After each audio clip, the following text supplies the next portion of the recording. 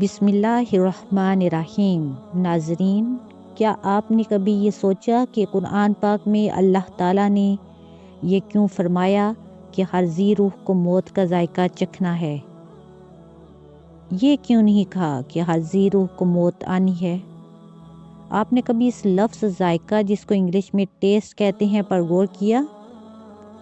Science کہتی ہے کہ ہر انسان کی چکھنے کی حس مختلف ہوتی ہے۔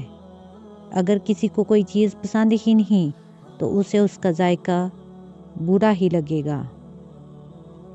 کسی بھی چیز کا ذائقہ اس میں ڈالے گئے اجزاء پر منحصر ہوتا ہے۔ اسی طرح ہر شخص کی موت کا ذائقہ اس کے اعمال کے مطابق ہوگا۔ اس کا ذائقہ دوسروں کی موت سے مختلف ہوگا۔ یہ آپ کی موت ہے تو اس کا ذائقہ بھی آپ ہی کو چکھنا ہوگا۔ لہٰذا ابھی سے اپنے معاملات اور اعمال درست کر لیں تاکہ موت کا ذائقہ کڑوا نہ لگے۔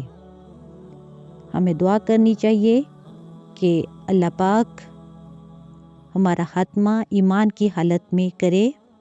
آمین ثم آمین۔